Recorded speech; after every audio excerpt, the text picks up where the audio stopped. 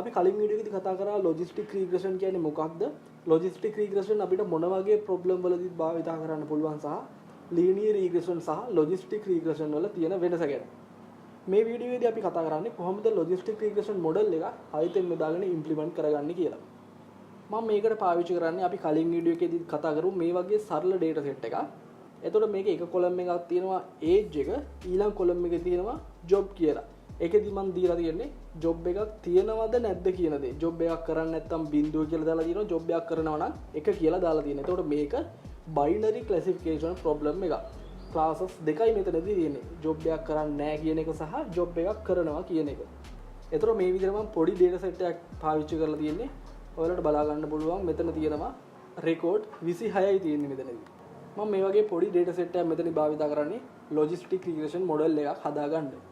මම මේ data set එක store කරලා තියෙන logistic regression කියලා folder එකක් හදලා ඒක ඇතුලේ samples.csv කියන නමින්. මම මෙතන command prompt එක open කරගන්නවා. ඊට පස්සේ අපිට පුළුවන් Jupyter notebook එක open කරගන්න. හරි. එතකොට මේ location එකේම Jupyter notebook එක open වෙනවා. හරි. එතකොට ඔයාලට මේ විදිහට බලා ගන්න පුළුවන් මේ අපි ඉන්න location එක. ඊට පස්සේ මම මෙතන Python file එකක් හදා ගන්නවා. මේක අපිට නමක් ඕනනම් දෙන්නත් පුළුවන්. මම මෙතන දෙන logistic regression කියලා. හරි. අපි මේ වෙද්දී ගොඩක් සරල දේවල් ටිකක් කතා කරලා තියෙන මේ machine learning model එකක් හදාගද්දි කරන්න පුළුවන් දේවල් විදියට. අපිට තව ගොඩක් දේවල් කතා කරන්න තියෙනවා. මම මේකෙදි පෙන්නන්නේ කොහොමද සරලවම logistic regression model එකක් හදාගන්නේ කියලා. එතකොට මුලින්ම අපිට ඕන වෙන libraries මේකට import කරගන්න ඕනේ. මම මෙතනදී භාවිත කරනවා ප්‍රධාන වශයෙන්ම numpy library එක. අපිට ඒක මේ විදිහට import කරගන්න පුළුවන් numpy snp. ඒ වගේම pandas library එක අපිට ඕන වෙනවා import pandas as pd. ඊට පස්සේ ඕන වෙනවා matplotlib import matplotlib.pyplot as plt. අපිට මේවා මුලින්ම import කරගන්නත් පුළුවන් නැත්නම් අවශ්‍ය වෙලාවට import කරගන්නත් පුළුවන්. මම මේ විදිහට lazy වෙන්න මුලින්ම import කරගෙන ඉන්නවා මේ libraries තුන. දැන් අපි මුලින්ම අර අපේ data set එක මේකට ගන්න ඕනේ. ඒකට අපිට pandas library එක භාවිත කරන්න පුළුවන්. මම මේ data ටික store කරගන්න variable එකක් හදා ගන්නම් data කියලා. අපිට පුළුවන් pandas library එකේ pd.readcsv කියන method එක භාවිත කරන්න. readcsv. ඊට පස්සේ මේ වරහන ඇතුලේ අපිට දෙන්න පුළුවන් ඒ csv file එකේ නම. අපි ඒක හැදුවේ sample.csv කියලා. මම එහෙනම් මේ විදිහට sample.csv කියලා දෙනවා. හරි. දැන් අපිට පුළුවන් මේ data set එක බලා ගන්නත් මේ විදිහට. මේ විදිහට එතකොට අපේ data set එක පෙන්නුම් කරනවා වයස සහ job එකක් කරනවද නැද්ද කියන දේ තමයි ඒක store වෙලා තියෙන්නේ. එතකොට ඔයාලට බලා ගන්න පුළුවන් මේ විදිහට record 26ක් තියෙනවා. අපිට මේ record වල මුල් පහ විතරක් ගන්න ඕන නම් අපිට මේ විදිහේ command එකක් දෙන්න පුළුවන්. data.head. එතකොට මුල් පහ විතරයි එන්නේ. ඒ වගේම තමයි අපිට අග පහ ගන්න ඕන නම් අපිට මේක වෙනස් කරන්න පුළුවන් data.tail කියලා. හරි. එතකොට මේ එන්නේ අග values පහ. එතකොට මේ data set එක ඇත්තටම අපිට වෙනස් කරන්න දෙයක් නැහැ. මේ විදිහටම අපිට පාවිච්චි කරන්න පුළුවන්.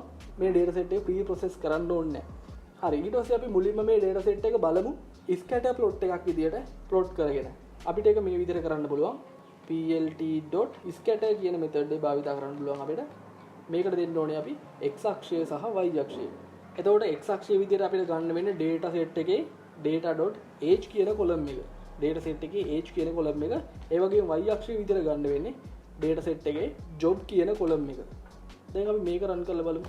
හරි. එතකොට ඔයාලට මේ විදිහට බලා ගන්න පුළුවන් අපේ data set එක. එතකොට ඔයාලට පේනවා අපි කලින් වීඩියෝ එකේදී මේ වගේම දෙයක් තමයි කතා කරේ. මේ විදිහේ ප්‍රස්ථාරයක් තමයි නිරූපණය වෙන්නේ. මේකට අපි logistic regression model එකක් හදා ගන්න ඕනේ. හරි. එතකොට අපි අර හදාගත්ත data set එකේ x අක්ෂය සහ y අක්ෂය මම හදා ගන්නවා මේ විදිහට. මම x කියලා variable එකක් හදා ගන්නවා. එතකොට අර data set එකේ අපි ගන්න ඕනේ age කියන column එක. මම මේ විදිහට age කියන column එක ගන්නවා. හැබැයි ඔයාලා දැනගන්න ඕනේ මෙතනදී අපි x අක්ෂයේ value ටික අපි 2D array එකක් විදිහට දෙන්න ඕනේ.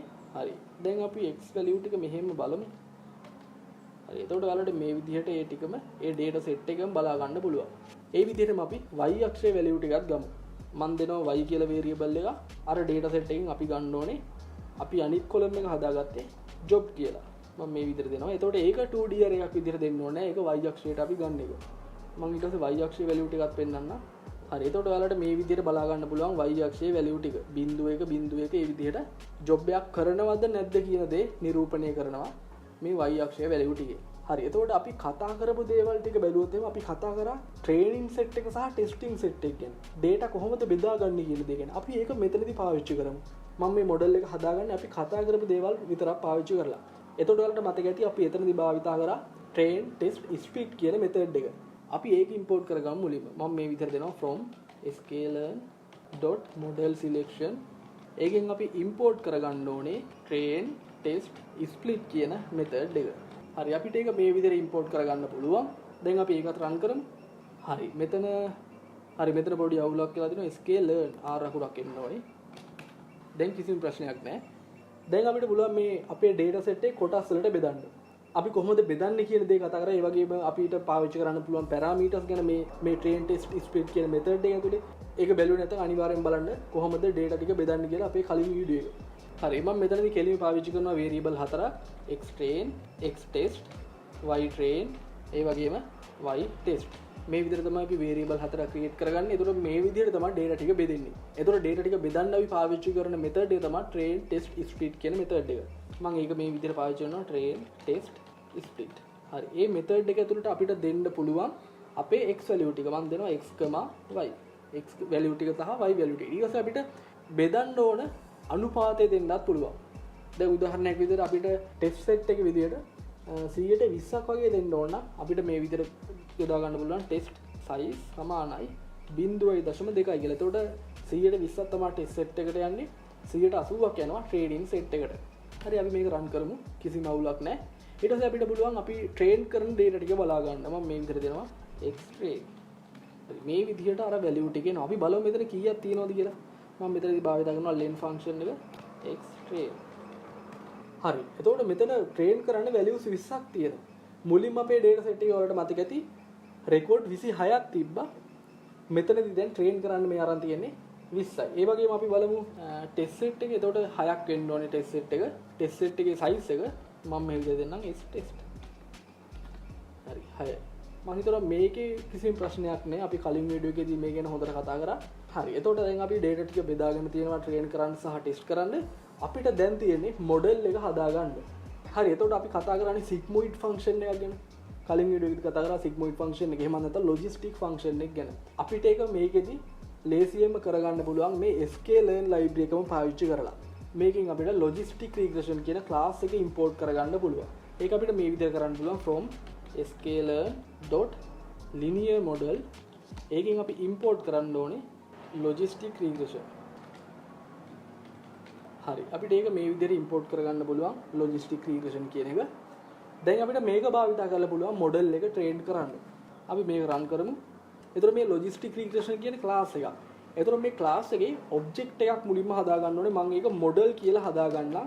ඒකට මම භාවිතා කරනවා එතකොට මේ class එකේම construct එක මේ විදිහට අපිට පාවිච්චි කරන්න පුළුවන්. එතකොට මේ model object එකක් අපි හදාගෙන ඉවරයි. හරි දැන් අපිට පුළුවන් මේ model එක train කරන්න. අපිට මේ විදිහට පාවිච්චි කරන්න පුළුවන් model.fit. ඒක ඇතුළට අපිට දෙන්න පුළුවන් train කරන්න අපි දෙන්නේ x value ටික සහ y value ටික. train කරන්න අපි බෙදාගත්ත ටික. ඔයාලට කලින් මතක ඇති අපි මෙතනදී කොටස් 4කට බෙදාගත්තා.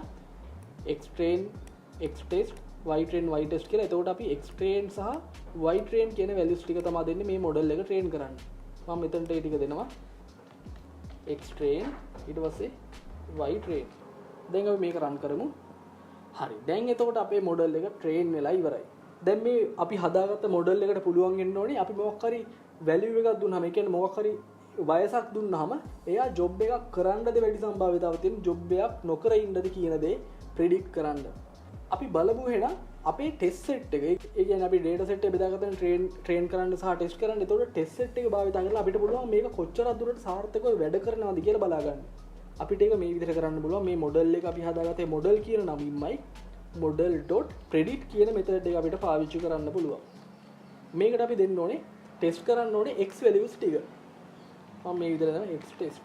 එතකොට මෙයා predict කරලා දෙනවා y values ටික.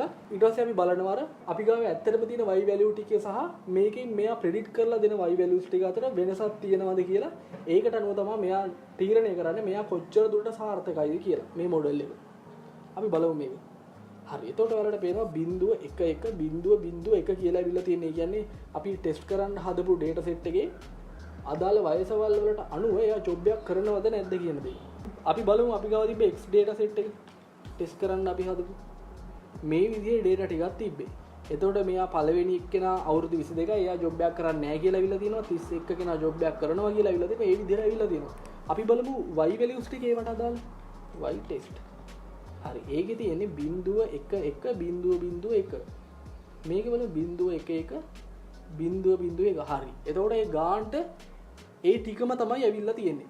y test වලත් එන්නේ ඒ ටිකමයි මොඩල් එකෙන් ප්‍රෙඩික්ට් කරලා එන්නේත් ඒ ටිකමයි. එහෙනම් එතකොට මෙතන 100%ක් ඇකියුරසි එක තියෙනවා. හැබැයි ඇත්තටම අපි සාමාන්‍යයෙන් ගොඩක් ලොකු data set එකක් train කරන්නේ. එතකොට සාමාන්‍ය data කීපයක් වෙනස් වෙන්න පුළුවන්. ඒ හින්දා සාමාන්‍යයෙන් බොහෝ දුරට 100%ක් accuracy එක ගන්න ගොඩක් අමාරුයි. හරි. අපිට මේකේ accuracy එක මේ විදිහට බලන්න පුළුවන්. අපි train කරපු model එක තියෙනවනේ ඒක අපි පාවිච්චි කරනවා model.score කියන method එක පාවිච්චි කරනවා මෙතනදී.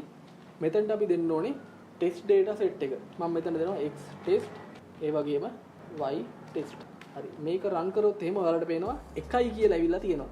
බිංදුව සහ 1 අතර අගයක් තමයි මෙතනදී මේ මොඩල් එකේ ස්කෝර් එක විදිහට එන්නේ. එතකොට අපිට percentage එක එතනින් හදා ගන්න පුළුවන් ලේසියෙන්. හරි. එතකොට අපි මොඩල් එකක් හැදුවා. ඊට පස්සේ ඒක accuracy එක බැලුවා. ඒක 100% accuracy එක. දැන් අපිට පුළුවන් කාගේ හරි වයසක් දීලා බලන්න එයා ජොබ් එකක් කරනවද ජොබ් එකක් කරන්නේ නැද්ද කියන දේ සම්භාවිතාවට අනුව. මම දෙනවා මෙහෙම එකක්. මම age එකක් හදා ගන්නවා. මම දෙන්නම් age එක 24යි කියලා දෙන්න. එතකොට මෙතන 2D array එකක් විදිහට අපි ඒක දෙන්න ඕනේ. ඊට පස්සේ අපිට මේ age කියන එක භාවිතා කරලා predict කරන්න පුළුවන් අර model එකේ model.predict. මම මෙතනට දෙනවා age කියන එක. දැන් මේක run කරොත් එහෙම array එකක් එනවා. එතකොට බිංදුවයි කියන්නේ කියන්නේ එයා job එකක් කරන්නේ නැහැ කියලා ඉන්නේ. අපි මෙතන 25 වගේ දාමු. age job එකක් කරන්නේ නැහැ කියලා ඉන්නේ. 28 වගේ දාමු. ඒත් නෑ 29. එතකොට එයා job එකක් කරනවා. එතකොට 29ට ඉහළ ඕනම කෙනෙක් ජොබ් එකක් කරනවා කියලා මෙතනින් එන්න ඕනේ. හරි. ඒ වගේම අපිට values කීපයක් දෙන්නත් පුළුවන් මෙතනට එකපාර. මම මේ විදිහට දෙනවා ages කියලා variable එකක් හදාගන්න. මම numpy array එකක් විදිහටම දෙන්නම්. numpy array. ඊට පස්සේ අපිට පුළුවන් values දෙන්න මේ විදිහට 31 කියලා එකක් දෙන්න, 22 කියලා එකක් දෙන්න, ඊට පස්සේ තව value එකක් දෙන්න, 34 කියලා දෙන්න. හරි. දැන් මේ data ටිකට අනුව අපි බලමු උත්තරේ කොහොම වෙයිද කියලා. model.predict. ages කියන එක දෙන්න ඕනේ ඒකට. හරි. දැන් ඔයාලට පේනවා අවුරුදු 31 කෙනා ජොබ් එකක් කරනවා, 22 කෙනා ජොබ් එකක් කරන්නේ නැහැ, 34 කෙනා ජොබ් එකක් කරනවා කියලා එනවා.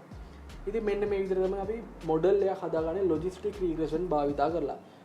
අපි එතකොට එතනදී පාවිච්චි කරේ sklearn library එකේ logistic regression කියන එක. අපිට ඒක භාවිතා කරනවා ලේසියෙන්ම මේ වගේ classification problem එක විසඳ ගන්න පුළුවන් logistic regression භාවිතා කරලා. එතකොට අපි මේ වීඩියෝ එකේදී කතා කරේ සරලවම කොහොමද මේ දේ කරගන්නේ කියලා. අපි මේ වෙද්දි කතා කරලා තියෙන දේවල් වලට අනුව අපි කලින් වීඩියෝ එකේදී කතා කරා කොහොමද data set එක බෙදන්න කියලා ටෙස්ට් කරන්න සහ ට්‍රේන් කරන්න. එතකොට ඒක මෙතනදී අපි භාවිතා කරා මේ ගැටලුව විසඳද්දී. අපිට තව ගොඩක් දේවල් තියෙනවා මේකට එකතු කරගන්න. අපි ඉදිරියේදී බලමු කොහොමද මේ දේවලුත් එකතු කරගන්නේ කියලා. එහෙනම් ඊළඟ වීඩියෝ එකේ ඉක්මනටම හම්බෙමු.